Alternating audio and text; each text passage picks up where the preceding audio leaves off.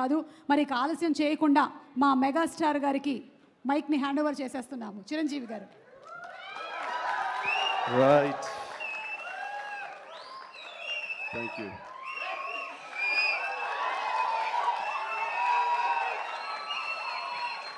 ఒక్క నిమిషం, ఉత్త గ్యాసే, సౌండ్ వచ్చిందా? రావట్లేదు.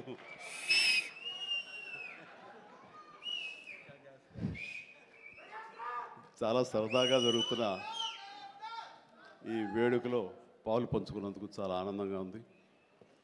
విచ్చేసిన ఆహ్వానితులకు, మీడియా మిత్రులకు, ఇతర కళాభిమానులకు, అలాగే బ్రహ్మ ఆనందం చిత్ర యూనిట్ సభ్యులకు, నటీనటులకు అందరికీ నమస్కారం. సుమాయిట్రా ఇక్కడే ఉన్నానండి సార్. సార్ లండన్ పేమెంట్ పంపలేదే? అంటే ఈరోజు మొన్నడు లైలా కూడా పంపలేదు.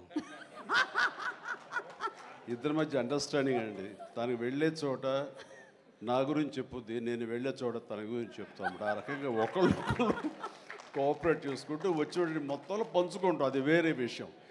2 ఈవెంట్స్ నుంచి నువ్వు పంపట్లేదు సార్. అది యాక్చువల్లీ అనిల్ రావు ఇక మీద నీకు ఎక్కడ చెప్పను, అలాగే నా గురించి ఎక్కడ చెప్పద్దు. Okay sir. అనిల్ అంతే, మొన్న వచ్చాడు, ఇప్పుడు వచ్చాడు, ఇవ్వాల్సి ఇవ్వలేదు కమిషన్.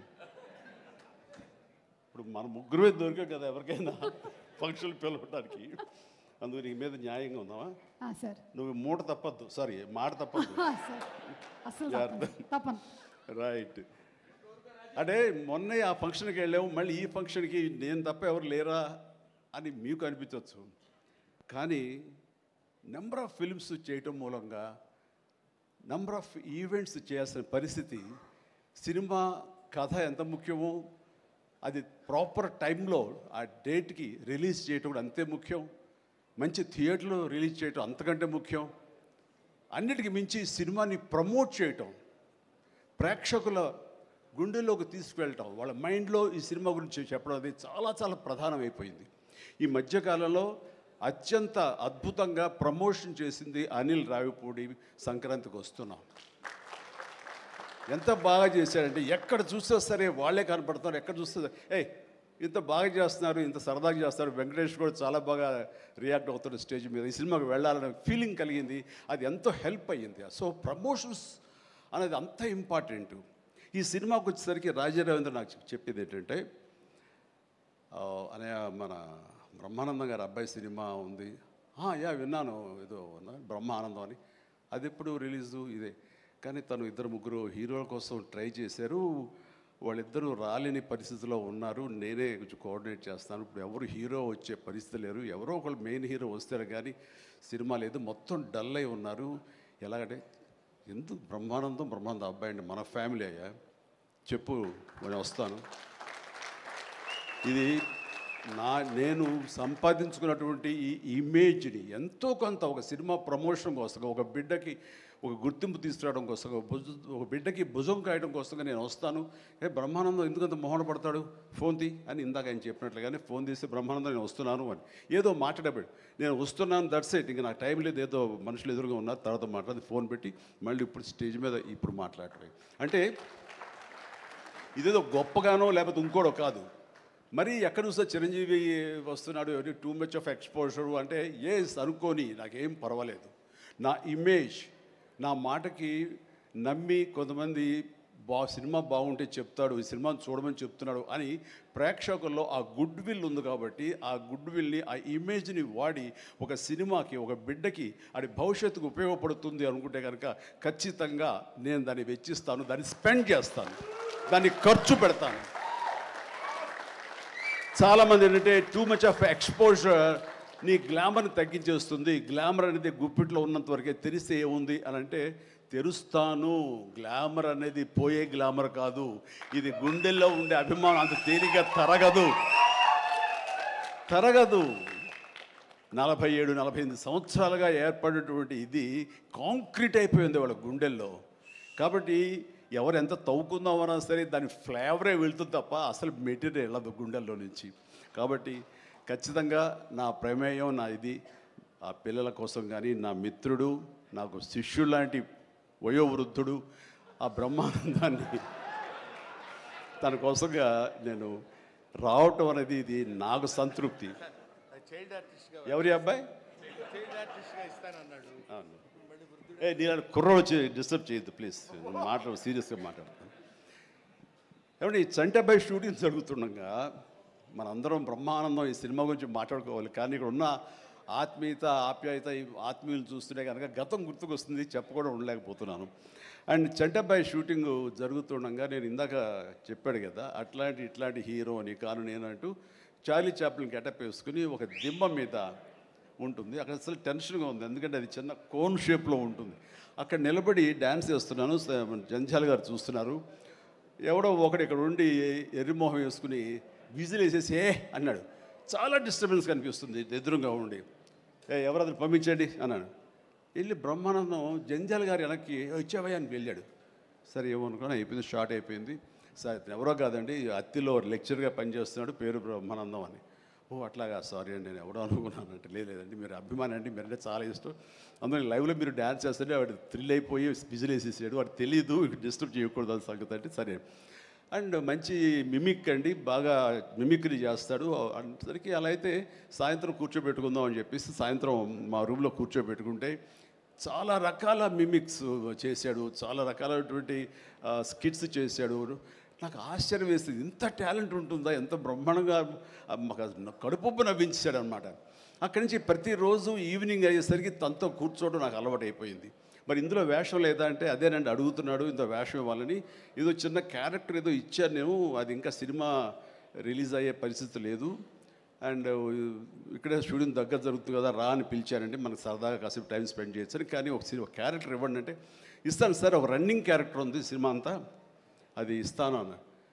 ఆశ్చర్యపోయాడు, నాకు రన్నింగ్ క్యారెక్టర్ ఈ సినిమాలో ఓ అనుకున్నాడు.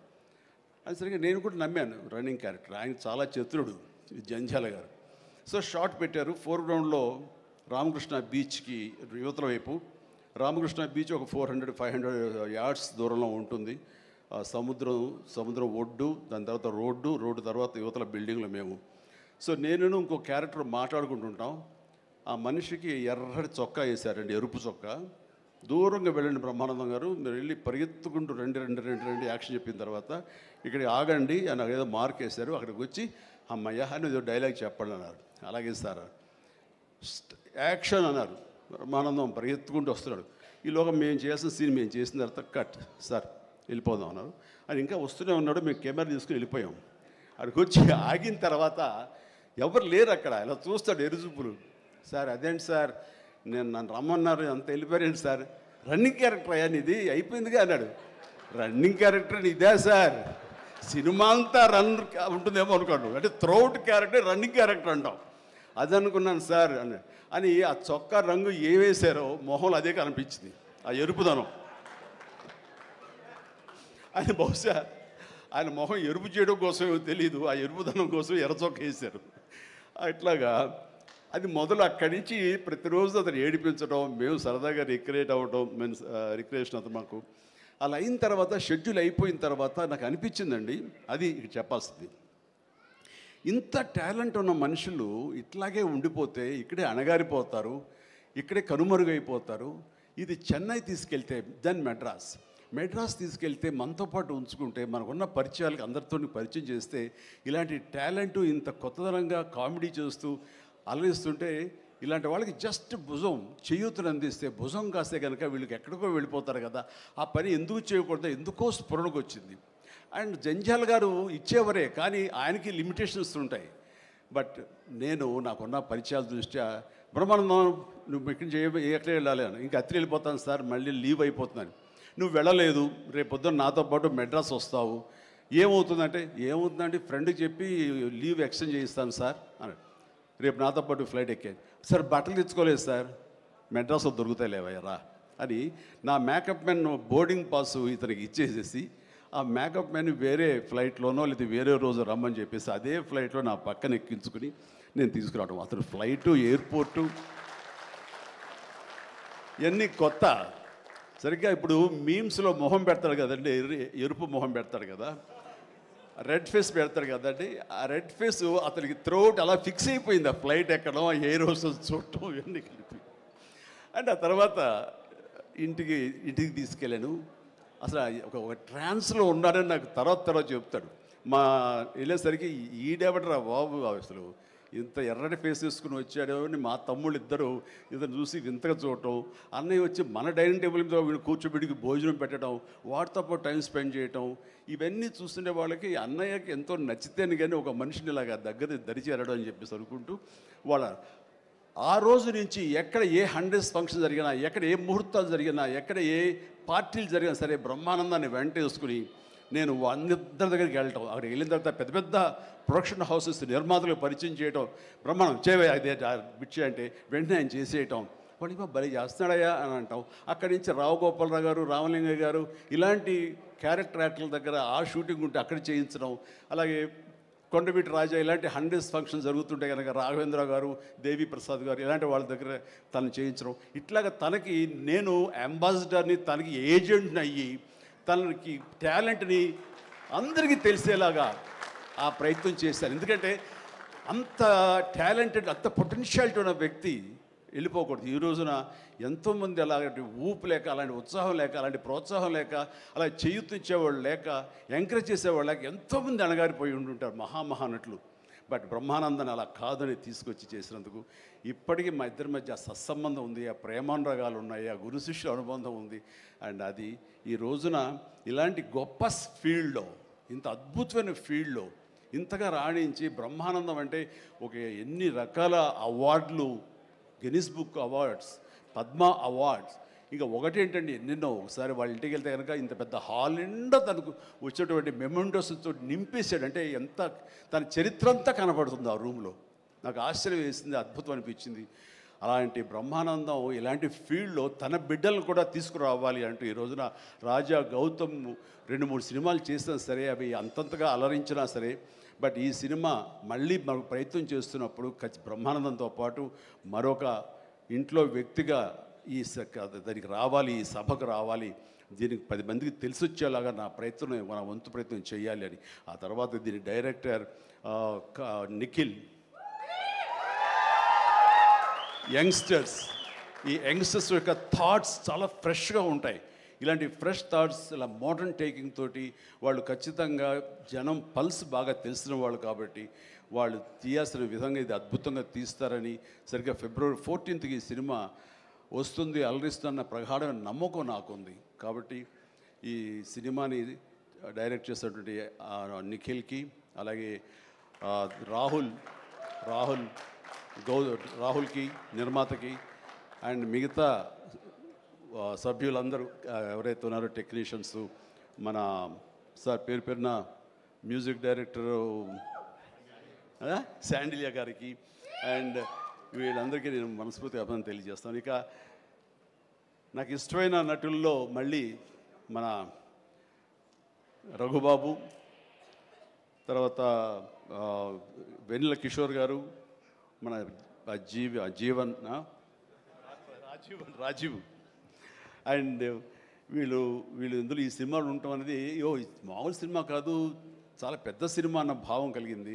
అండ్ ఖచ్చితంగా వాళ్ళందరి సపోర్టు ఈ సినిమా ఒక నిండుదనాన్ని తీసుకొచ్చిందని నేను భావిస్తున్నాను. అండ్ ఇంతమంది ఉంటే కనుక ఖచ్చితంగా ఈ సినిమాకి వెళ్ళాలి అనే భావం కూడా ప్రతి ప్రేక్షకుడికి కలుగుతుంది. దానికి అంత సపోర్ట్ చేసి ఆడియన్స్ని థియేటర్కి రాబట్టేంత కెపాసిటీ ఉన్నటువంటి అద్భుతమైన నటులు రాజీవ్ కానీ, మన బ్రహ్మానందం, మన రఘు కానివ్వండి, అలాగే వెన్నెల కిషోర్. సో వీళ్ళందరూ ఉండడం అనేది చూస్తుంటే అత్యద్భుతం. అలాగే ఇంకా అమ్మాయిల పేర్లు మర్చిపోతానంటే రాసుకున్నాను.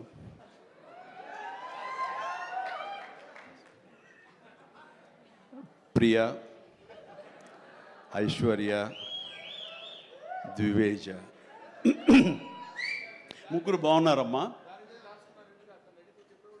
ఎవరు అంటే అనిల్ అనిగా చెప్పేవాడే. సో మీరందరూ కూడా ఇందులో చక్కగా చేస్తుంటారని అనుకుంటున్నాను. And all the very best అమ్మా, గాడ్ బ్లెస్. అండ్ మరొకసారి ఇలాంటి చిత్రాల్ని ఆదరించండి, అండ్ ఇలాంటి వాళ్ళని ఆశీస్సులు అందజేయండి.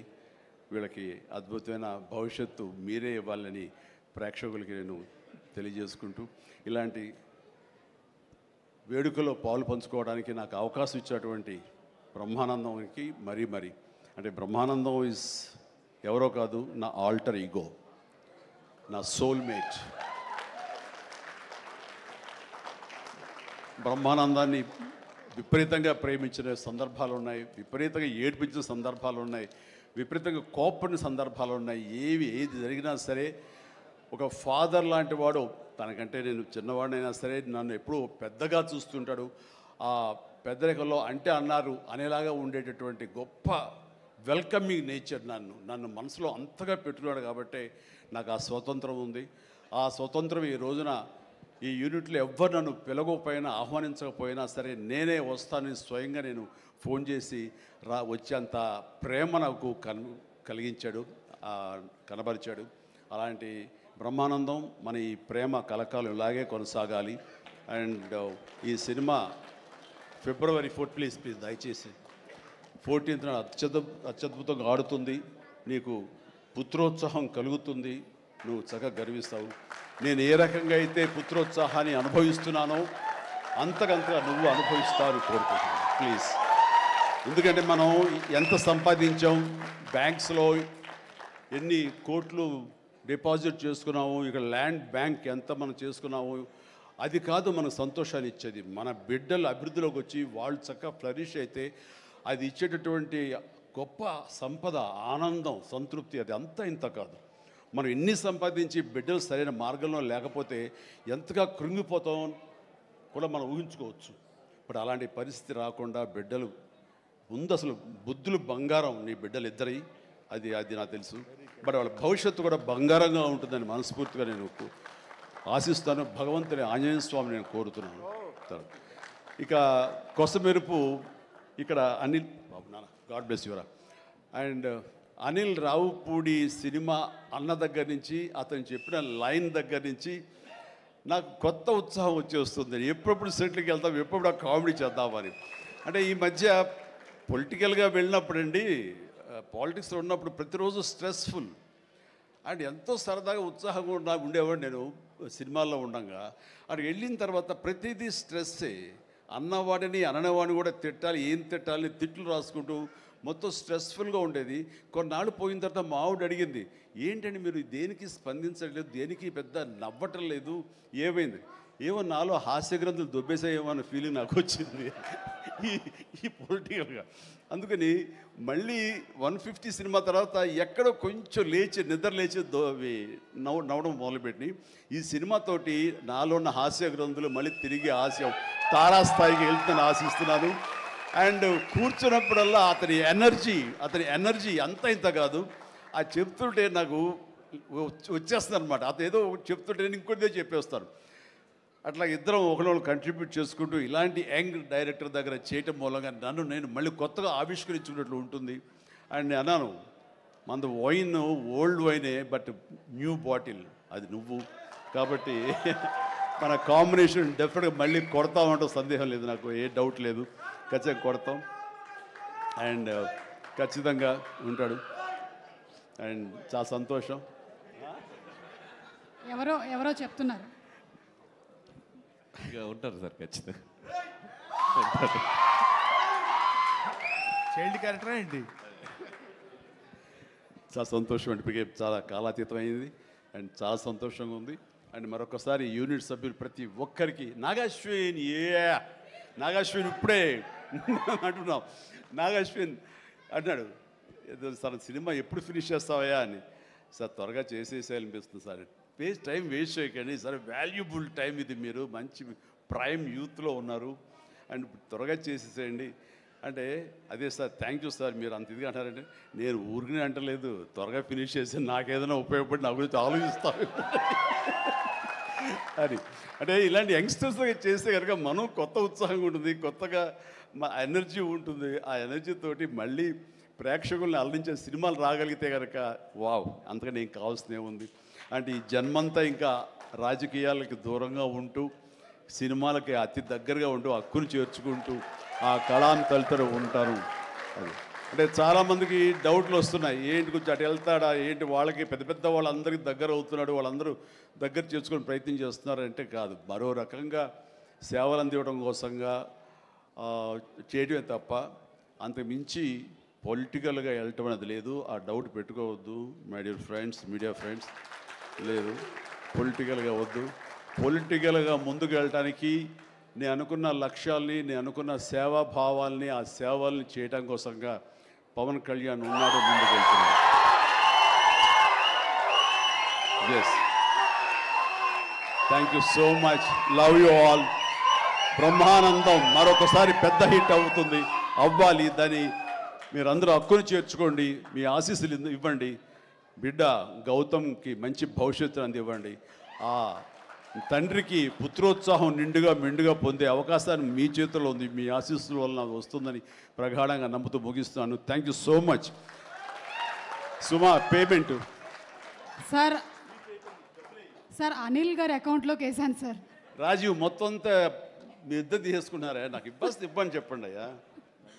Thank you so much Chiranjeevi garu, as usual for your sense of humour. And మీరు చెప్పినట్టుగా ఆ సెన్స్ ఆఫ్ హ్యూమర్కి తగ్గట్టుగా